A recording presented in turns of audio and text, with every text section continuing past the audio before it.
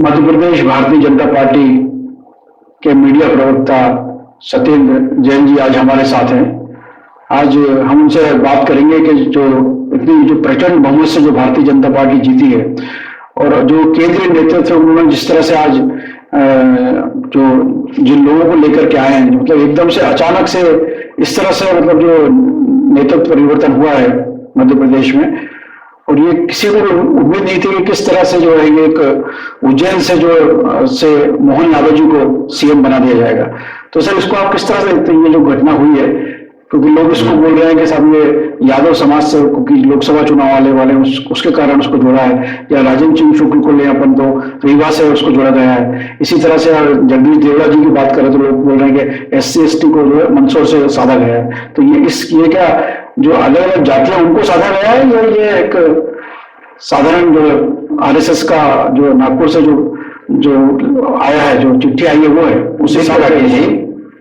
ये भारतीय जनता पार्टी को जो प्रचंड विजय प्राप्त हुई है, या प्रचंड विजय भारतीय जनता पार्टी के प्रचंड पुरुषार्थ और जिस प्रकार से हमारे कार्यकर्ताओं ने बूथ लेवल पर जो कार्य किया है, बूथ के पन्ना प्रमुख, अर्ध पन्ना प्रमुख, 65,000 से ज्यादा बूथ का जो डिजिटलाइजेशन किया है, उस डिजिटलाइजेशन के कारण हमारी हर बूथ पर जो टीम रही, और जिस प्रकार से करोड़ों करोड़ हितग्राही मध्य प्रदेश के अंदर हैं, जो हमारे प्रदेश से संचालित, प्रदेश की सरकार की संचालित होने वाली योजनाएं और केंद्र की प्रधानमंत्री नरेंद्र मोदी जी की सरकार से संचालित योजनाएं जो हैं, लगभग 500 से ज्यादा जन कल्याणकारी योजनाएं हैं, उनके जो पात्र हितग्राही हैं उनसे हमने जीवंत और सतत संपर्क स्थापित किया बूथ डिजिटलाइजेशन के माध्यम से, जो हमारे कार्यकर्ताओं की कैलाश पर्वत हर बूथ पर खड़ा हो गया। आज हमारे जो 65,000 बूथ हैं, इन बूथ पर 42 लाख से ज्यादा हमारे बूथ लेवल के कार्यकर्ता हैं, जो उनकी विजय, उनके और साथ ही साथ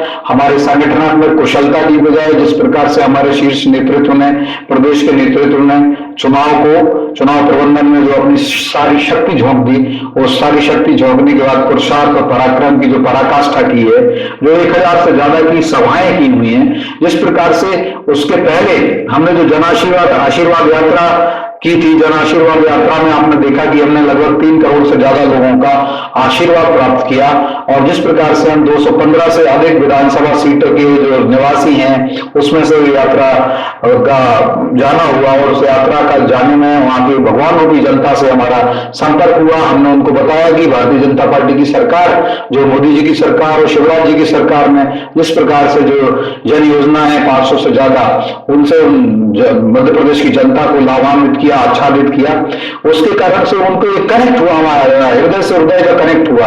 और साथ ही साथ हमने बताया कि 15 महीने में जो कमलनाथ की काट की हंडी वाली सरकार थी, जो कि कुफल प्रबंधन हुआ, उनका एक तरह से कुप्रबंधन की शिकार हुई, और जिस प्रकार से भ्रष्टाचार की शिकार हुई, भ्रष्टाचार का पर्वत उन्होंने खड़े कर दिए। काला स्मारक कमलनाथ ने 15 महीने में स्थापित किया, जन कल्याण की 51 से ज्यादा योजनाओं को बंद किया। तो ये सारी बातें जो हमने जन आशीर्वाद यात्रा में और अभी जो चुनाव के टाइम चुनाव अभियान में जो हमने बताई, हमारे नेतागण गए, कहीं ना कहीं मध्य प्रदेश की भगवान रूपी जनता का हमें आशीर्वाद प्राप्त हुआ है। और हमारी जो डबल इंजन की सरकार है, मोदी जी की और ये हमारे शिवराज जी की जो सरकार है, बीजेपी की सरकार, ये डबल इंजन की सरकार की जो योजनाएं हैं, उनकी यही जो योजनाओं को धरातली क्रियान्वयन जिसको कहते हैं, या अंग्रेजी में एक टर्मिनोलॉजी कहते हैं, इंग्लिश में ग्राउंड लेवल इम्प्लीमेंटेशन।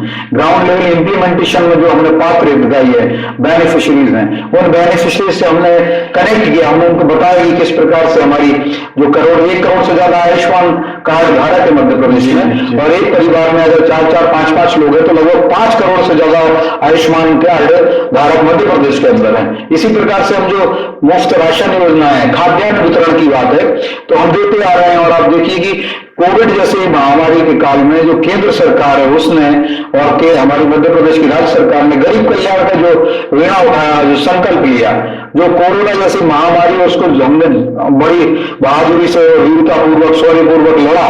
और आप देखें तो उसमें हमारे भाइयों को आज मध्य प्रदेश में लगभग 5.5 करोड़ से ज्यादा ऐसे हमारे मध्य प्रदेश के नागरिक हैं जिनको हमने वो भोजन मुहैया कराया। मध्य प्रदेश का एक भी नागरिक रात्रि में भूखे पेट नहीं सोया, तो ये काम हुआ।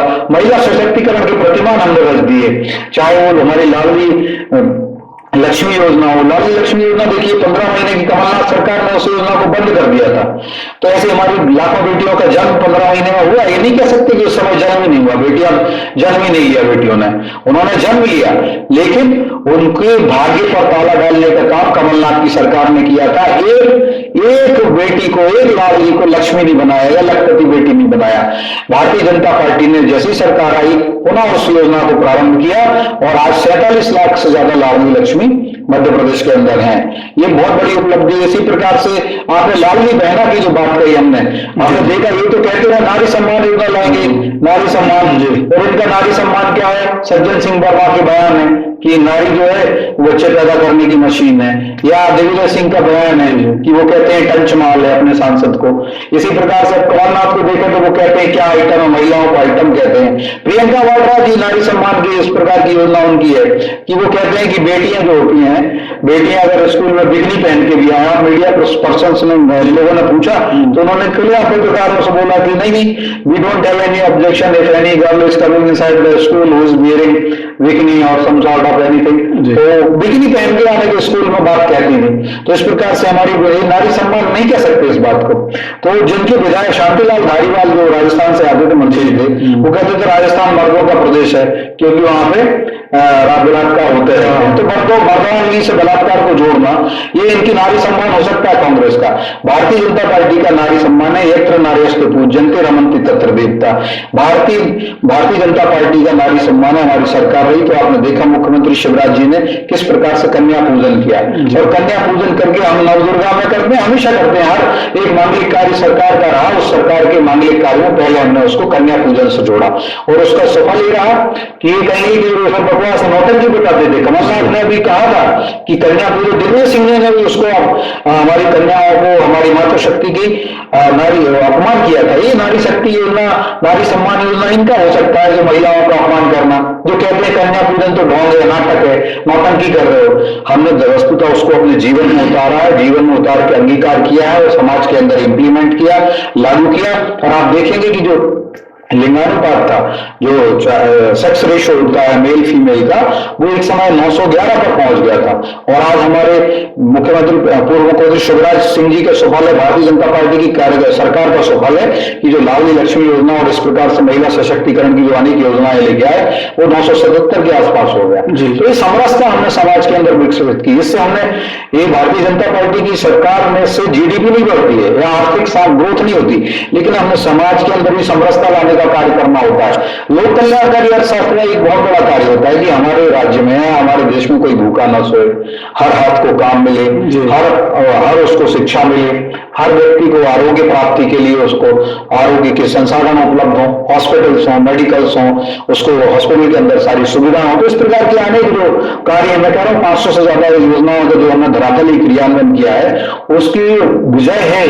और जिस प्रकार से ये मैं कहूँ, इसमें एक बात और जोड़ना चाहूंगा कि मध्य प्रदेश की हम मंदिर मानते हैं और भारतीय जनता पार्टी ने या मुख्यमंत्री जो पूर्व मुख्यमंत्री शिवराज जी हैं उन्होंने इस मध्य प्रदेश को मंदिर माना और मध्य प्रदेश के अंदर रहने वाले जितने भी लोग हैं हमारे नागरिक हैं उसको हमने भगवान माना और हम सभी उसको पुजारी के रूप में उन भगवान की पूजा करने का, आराधना करने का, अर्चना करने का एक हमें सौभाग्य प्राप्त हुआ क्योंकि हम सत्ता में रहे। तो हमने 500 से ज्यादा ऐसी योजनाओं का संचालन किया, सफल संचालन किया, धरातल क्रियान्वयन किया, ग्राउंड लेवल इम्प्लीमेंटेशन, उससे करोड़ों करोड़ लोग हितग्राही मिले। हमने उनको अनेक योजनाओं से। और कांग्रेस ने वहीं इसी भगवान रूपी जनता को कहा कि जो रणदीप सुरजेवाला कहते हैं कांग्रेस के राष्ट्रीय नेता हैं, प्रवक्ता हैं, यहाँ ये प्रभारी रहे, ऑब्जर्वर देखिए, सोचिए अगर लोकतंत्र में मतदान का अधिकार एक एक व्यक्ति को, हर भारतीय को है और वो क्या कहते हैं कि जो भी लोग भारतीय जनता पार्टी को वोट देते हैं वो राक्षस हैं, और अपने आप को उनमें महासंत पाखंडी है, वो मैं कहता हूं।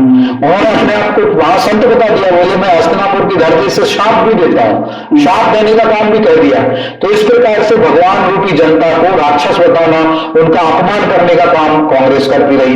प्रियंका वाड्रा भी पूरे चुनाव में आई, तो ये तो प्रियंका वाड्रा जी आई पूरे चुनाव में, उन्होंने क्या कहा?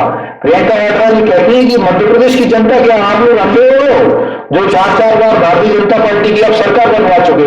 मुझे लगता है भगवान रूपी जनता को वह बात भी बुरी लगी। उन्होंने कहा कि आप हमारी आंखें खोलने की बात कह रहे हो, तो उन्होंने कह दिया नहीं हम 5वीं बार की सरकार बनाएंगे, और मध्य प्रदेश को 56 फाड़ के सरकार बनवाई। आज 163 से ज्यादा सीट भारतीय जनता पार्टी की है, 2/3 से ज्यादा अधिक बहुमत है, और 71% से ज्यादा सीट विधानसभा की जो समग्र सीट है उस सीटों में जो स्थान है, जो विधायक है, 71% विधायक भारतीय जनता पार्टी के हैं। तो 328 से ज्यादा हो जाते। तो मेरा कहने का मतलब यह है कि भगवान रूपी जनता का अगर जो भी अपमान करेगा तो उसका यही हश्र होगा। इसी प्रकार से उसकी विचारधारा का नाश हुआ।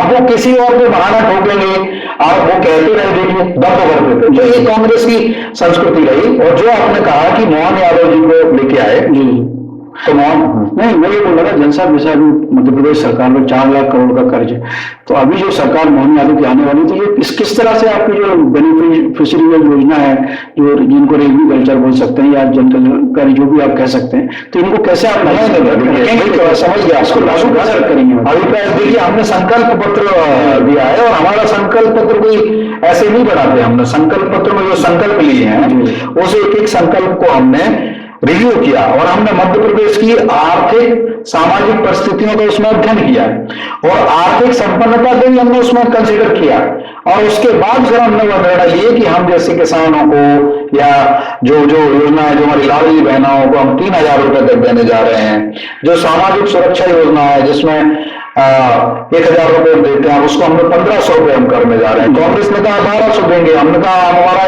लक्ष्य था 1500 देने का, हम 1500 दे रहे हैं। 450 रुपए में गैस सिलेंडर दे ही रहे हैं ऑलरेडी, और हमने कहा था 3000 रुपए तक देंगे, 1250 रुपए तो हमारे बहनों को दे रहे हैं। 1,30,00,000 से ज्यादा मध्य प्रदेश की बहनों को हमने दे रहे हैं।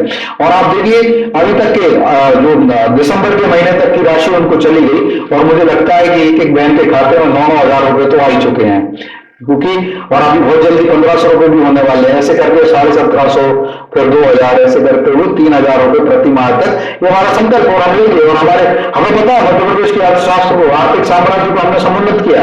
और आप देखिए मध्य प्रदेश के आर्थिक साम्राज्य को समुन्नत करने का एक उदाहरण इतना अच्छा है। आप देखिए सन 2000 की बात कर लें, 2000 में किसकी सरकार थी? बंटा लाहौर दिग्विजय सिंह की सरकार रही, कांग्रेस की सरकार थी। और उस समय मध्य प्रदेश की जो सकल घरेलू उत्पाद होता है, सकल घरेलू उत्पाद राज्य का जो कहते हैं GSDP, state gross domestic produce, वो था मात्र 17,000 करोड़ रुपए का। और आज भारतीय जनता पार्टी की सरकार की औद्योगिक और कृषि हितैषी और जो उत्पादन संबंधी हितैषी, व्यापार हितैषी जो नीतियां आ रही हैं, उन सब नीतियों के कारण आज मध्य प्रदेश की जीडीपी लगभग 15 लाख करोड़ की हो गई है। तो यह बड़ा आमूलचूल परिवर्तन किया। आपने बात करी कर्ज की, तो मैं बता देता हूं अभी भी लगभग 3.5 लाख करोड़ कर्ज है, 4 लाख करोड़ नहीं है। ये डेटा ऐसे ही देते रहते हैं। अगर आप देखेंगे मध्य प्रदेश का वित्त विभाग से आप पूछेंगे तो पता चलेगा, कांग्रेस ने डेटा दिया है। तो कांग्रेस तो छाती कूटती रहती है, और हर कहीं पे छाती कूट के विलाप करने से नहीं होता। मध्य प्रदेश की जनता ने जवाब दिया, हमने उनको यही बात बताई, और भगवान की जनता ने हमारी बात को स्वीकारा। अभी तो उन्होंने कांग्रेस को धूल चटा दी, हमने तो चढ़ा ही नहीं। 163 सीट दिए हैं। जो आप देखिए सारी मीडिया और सारे पॉलिटिकल पंडित वो कहते थे कि कांग्रेस को बहुत अच्छी जीत मिलने वाली है, या कांग्रेस के लोग ही तो अपने अपने मुख्यमंत्री के सूट सिलवा लिए तो और कमलनाथ के पुत्र हैं और सांसद हैं, वो कहने लगे थे 7 दिसंबर को कमलनाथ जी शपथ ले रहा मुख्यमंत्री पद की। आप सबको मीडिया में मध्य प्रदेश को बुलाया था, तो शेख चिल्ली बनाने का काम, मुंगेरी लाल बनाने का काम कांग्रेस के सांसद नकुलनाथ जी ने किया है। पुलिस में भरैया, उन्होंने माफी मांगी। बोले बताइए कांग्रेस, उन्होंने कहा कि मतलब कि बीजेपी की 50 से ज्यादा सीट नहीं आएंगी, या कांग्रेस की 150 से ज्यादा सीट आएंगी। तो सोचो कांग्रेस की विफलता को उन्होंने अपने मुंह पे ओढ़ लिया। मुंह पे ओढ़ा, और वो खुलेआम उन्होंने अपना मुंह काला किया। क्योंकि उन्होंने कहा था कि बीजेपी कांग्रेस की 100-150 से ज्यादा सीट आएंगी, क्योंकि 200 सीट है। अगर बीजेपी को 50 सीट दे रहे थे तो इसका मतलब ये था कि वो चाह रहे थे कि कांग्रेस को 180 सीट मिलेंगे, या 2-5 सीट मान लो विपक्ष ले कोई और ले जाता, आम आदमी पार्टी या सपा या बसपाई, तो उनको भी कंसिडर कर लें तो 175 सीट उनकी होना चाहिए थी। तो फूल सिंह बरैया ने अपनी कहा कि कांग्रेस 175 सीट आएंगी, बीजेपी की 50 से कम आएंगी, और अगर 175 कांग्रेस की नहीं आई तो वो अपना मुंह काला कर लेंगे। तो उन्होंने देखो क्या कालिक होती है। मैं कहता हूँ इस सब कालिक के हकदार जो है अकेले फूल सिंह बरैया नहीं है। क्यों वो फूल सिंह बरैया अपने ऊपर काली सारी कालिक बोल देते हैं कांग्रेस की। मैं तो आपके माध्यम से अभी भी सुझाव देता हूँ कि वह सबके सब आए, क्योंकि देखिए टिकट किसने बांटे मध्य प्रदेश की, जो तोता फाड़ राजनीति हुई, जो गालियां देने की पावर ऑफ अटॉर्नी बढ़ी, तो जो लोगों ने टिकट बांटे, जिन्होंने चुनाव प्रबंधन किया कांग्रेस का, वह भी इक्वली रिस्पॉन्सिबल है। जिसमें केंद्रीय नेतृत्व है, मान लीजिए राहुल जी आते हैं, प्रियंका वाड्रा जी आती हैं, खड़गे भी आते हैं जो राष्ट्रीय अध्यक्ष हैं, या रणदीप सिंह सुरजेवाला है, सुप्रिया श्रीनेत है, रागिनी नायक है, राष्ट्रीय प्रवक्ता है, और राज्य के जो प्रवक्ता है, इन सब ने भी कहा कि आगे बड़बोलापन बताते थे, आगे मैं बता रहा हूँ बहुत अभ्यास हो गया मेरा।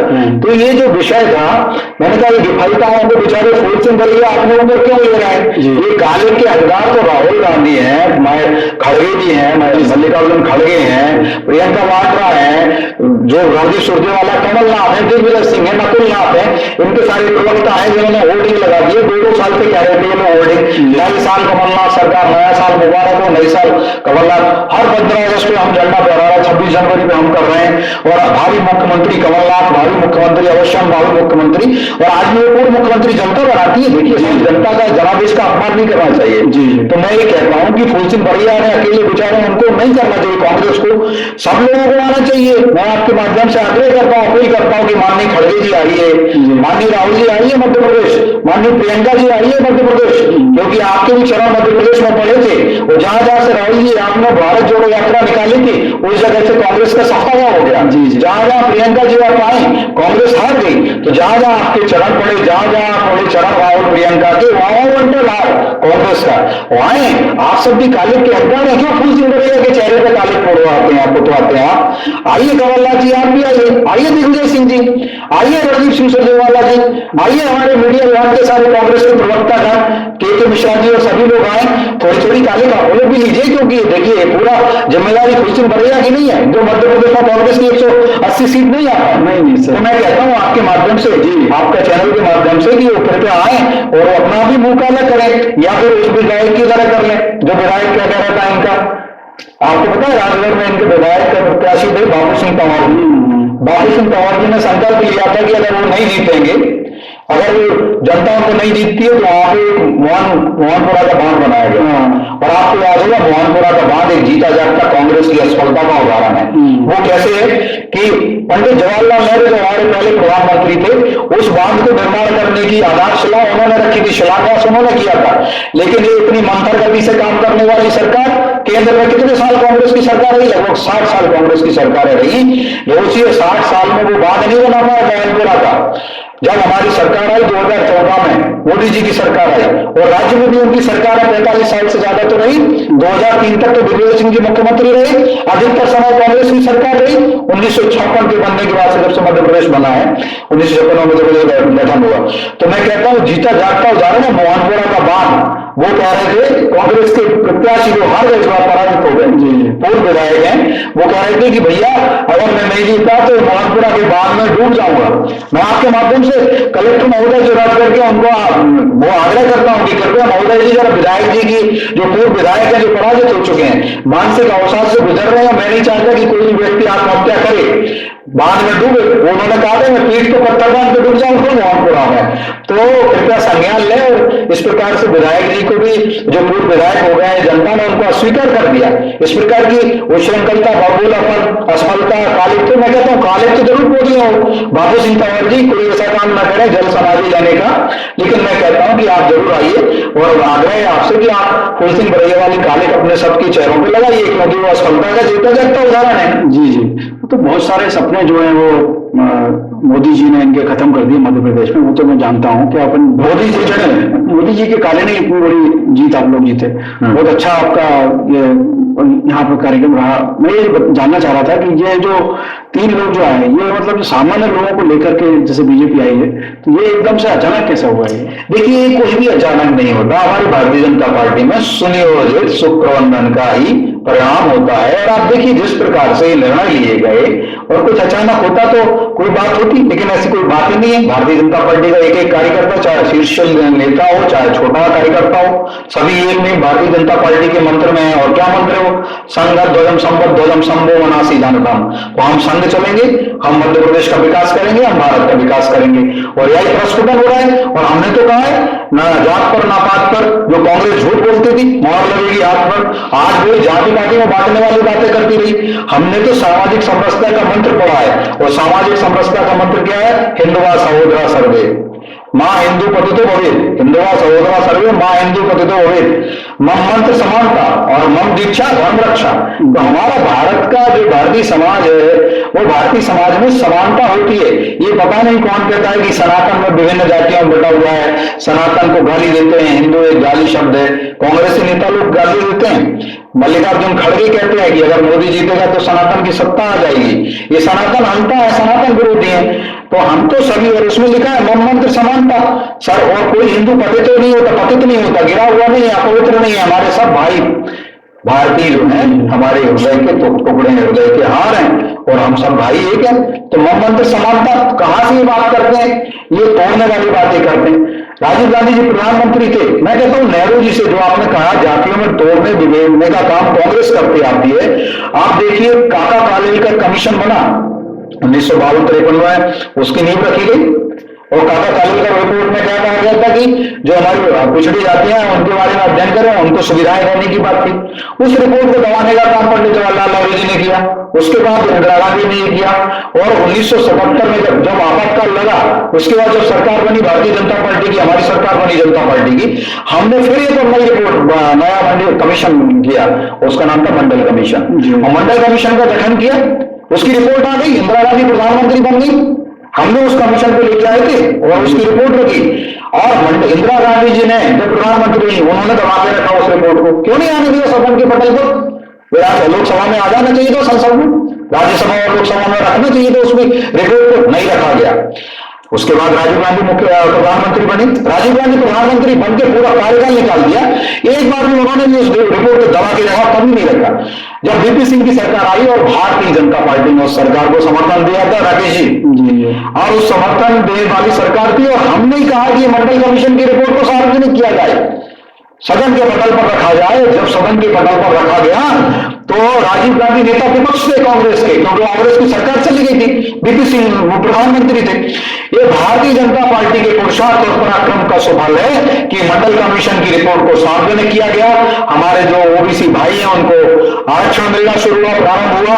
और उसी के बाद ही NCBC, national commission for backward classes, उसकी स्थापना की गई, उसका गठन किया गया। This is the resultant of the share hard work of the Bharatiya Janata Party government, Bharatiya Janata Party back government of BP Singh. और तब हमने किया था ये। और सोचिए, उसके बाद उस एनसीबीसी को गठन हो गया, लेकिन उसको काम नहीं दिया उसको कि आप आंख बंद करके रखो, नाक बंद करके रखो, मुंह बंद करके रखो, कान बंद करके रखो। उसको there was no constitution powers, constitution rights to that commission. उस कमीशन को कोई भी संवैधानिक अधिकार नहीं दिए गए, संवैधानिक शक्तियां नहीं दी गई। वो निष्प्राण जैसा है।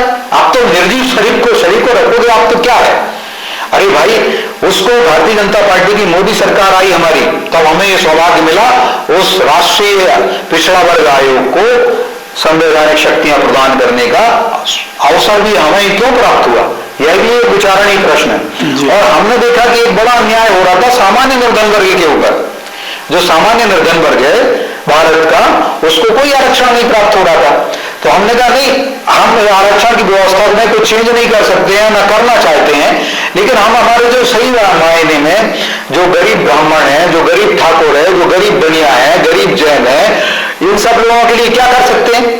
तो जो सामाजिक आर्थिक संरचना के आधार पर जिनकी सामाजिक आर्थिक परिस्थितियां दयनीय हैं, ऐसे सामान्य निर्धन वर्ग को हमने 10% आरक्षण देने का कार्य, ये भी भारतीय जनता पार्टी की मोदी सरकार को अवसर प्राप्त हुआ। संसद में हमने उसको बिल लगाया रखा, उसको संसद में कानून बनाया गया, लोकसभा और राज्यसभा से उस कानून बिल को पारित कराया गया और उसको फिर राष्ट्रपति का अनुमोदन करके वो एक्ट बना। और आज हमें सौभाग्य होता है, गर्व होता है कि हमारे गरीब बेटा बेटी, जो चाहे वो सामान्य अनारक्षित वर्ग से आते हैं, सामान्य निर्धन वर्ग से आते हैं, आज वो बड़ी बड़ी जगह पर जा रहे हैं, सिलेक्ट हो रहे हैं। ये हमें बड़े सौभाग्य की बात है, संतोष मिलता है। तो बात, हमने भारत को जोड़ने का काम किया।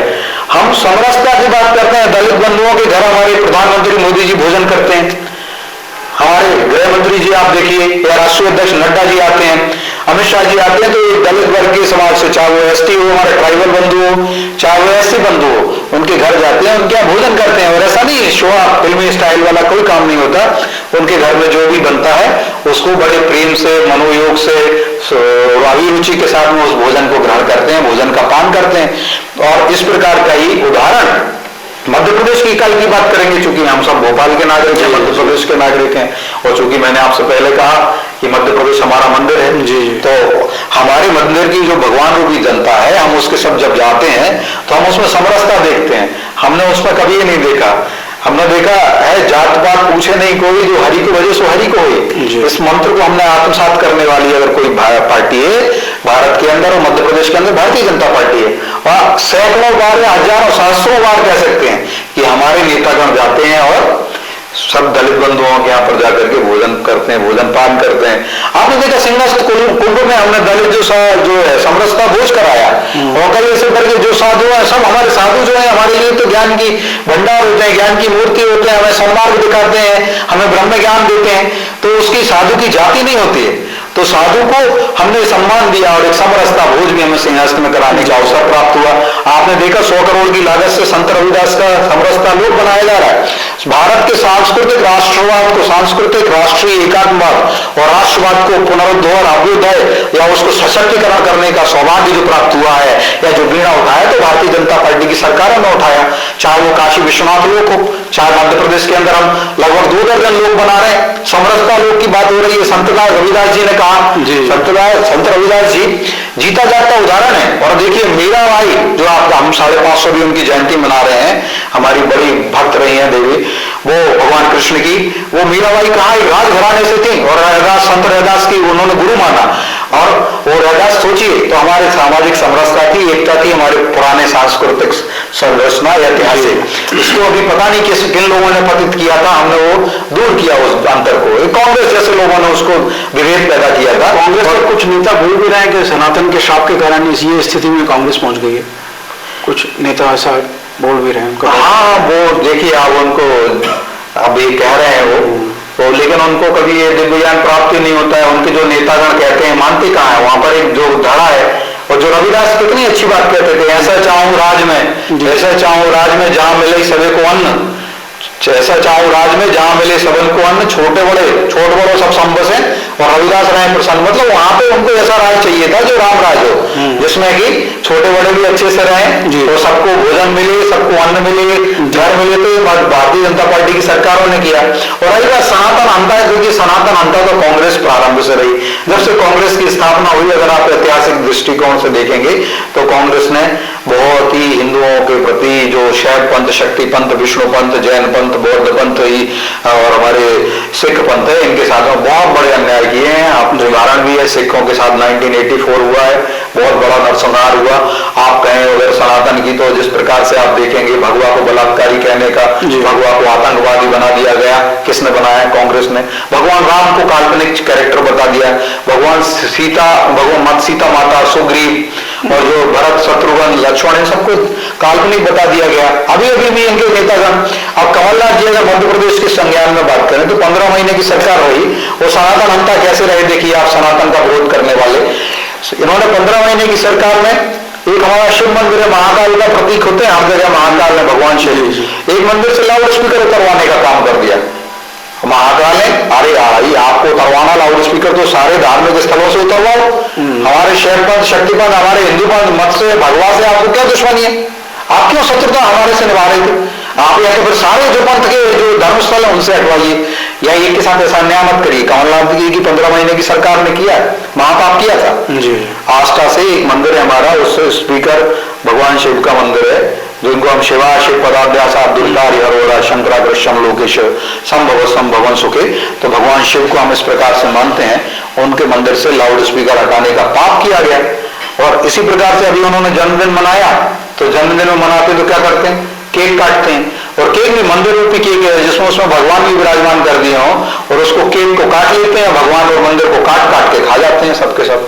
तो इस प्रकार का काम करते हैं। हम तो आकृति की पूजा करते हैं मंदिर की, या कोई भी हमें मिल जाती है तो हम उसमें भगवान नजर आने लगता है। कहा गया ईशावास्यमिदं सर्वम खल्विदं ब्रह्मम, तो ईश्वर का वास सब जगह है, और वो तो धर्म क्षेत्र है, इतनी पवित्र कृति है।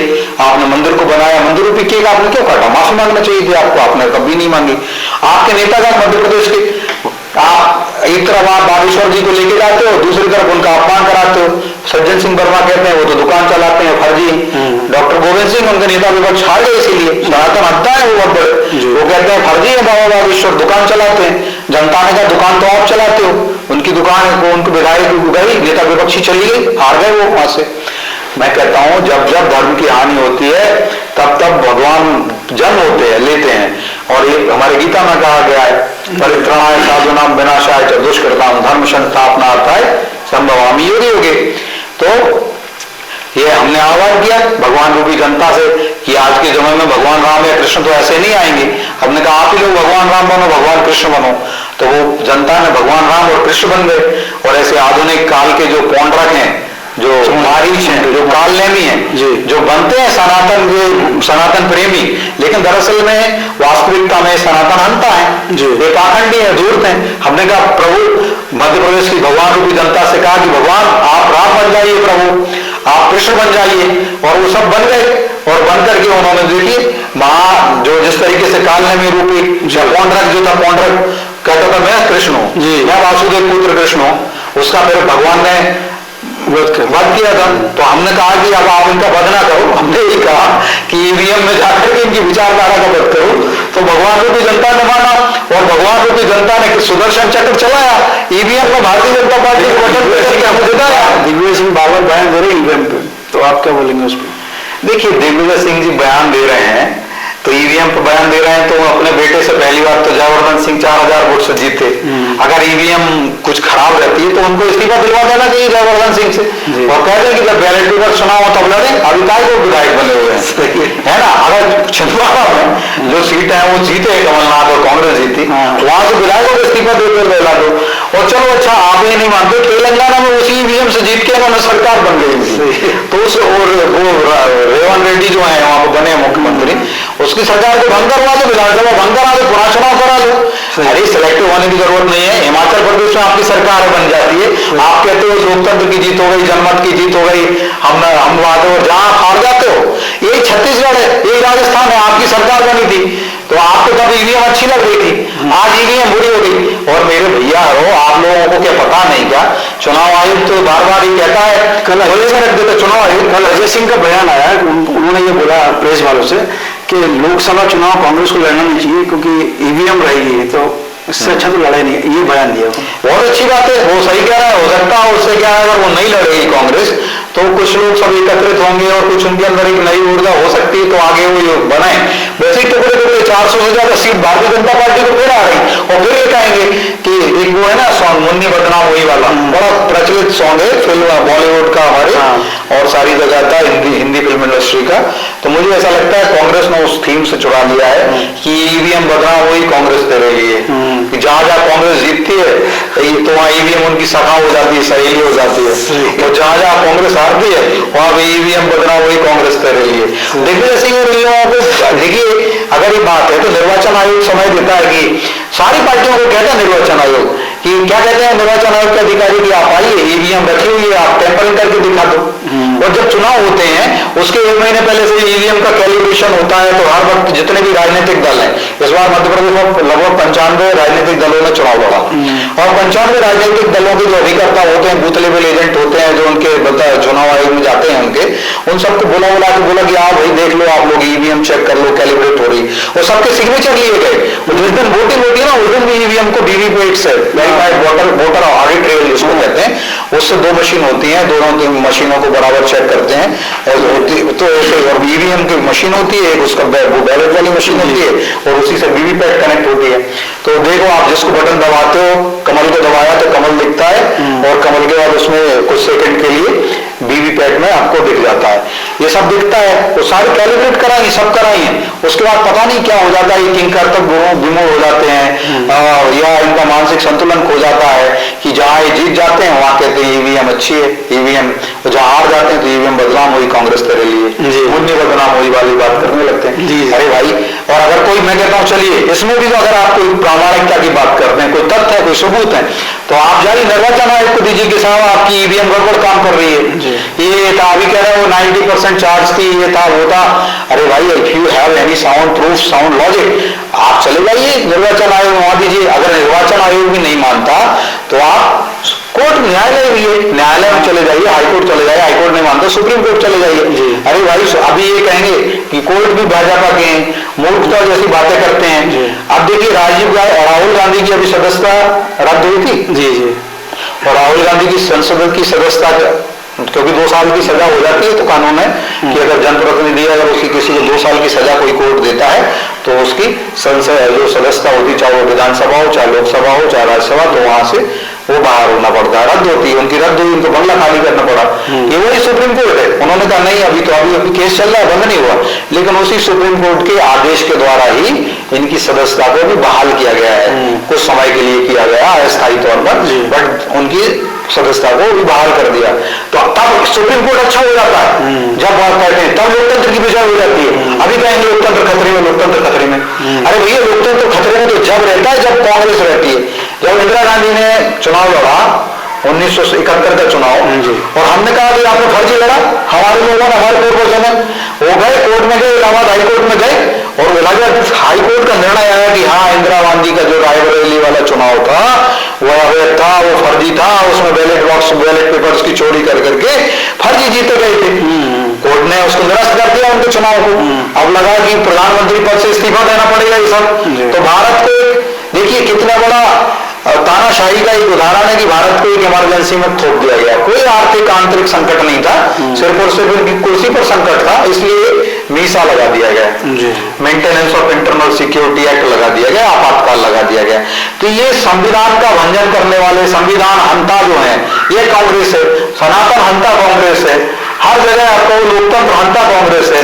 और जो मैंने अभी कहा थी सिखों के भी एक मित्र नहीं हुए, तो देखिए किसी सिख वो अपराधी होता है और उसको दंड देने का काम करना चाहिए, करना चाहिए, होगा, लेकिन आपने पूरे सिखों को जला दिया, उनके गले में टायर डाल के। खुद कमलनाथ भी उसमें भी आरोपी बनाए गए, अभी मतलब घोषित नहीं हुआ, लेकिन उन पर जांच चल रही है।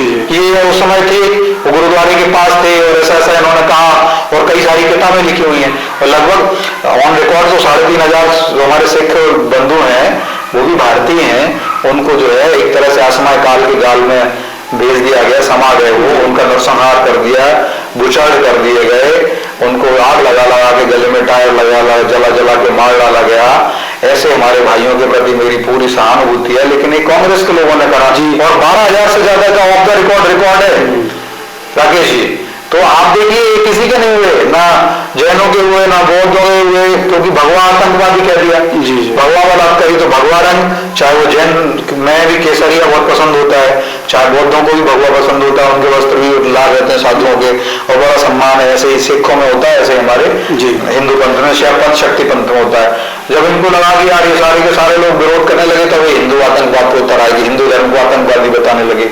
और जो संस्कृति जो बात करती है वसुधैव कुटुंबकम की, उसको ही आपने कटघरे में ऐसे गलत काम किए हैं, तो ये सनातन हंता है।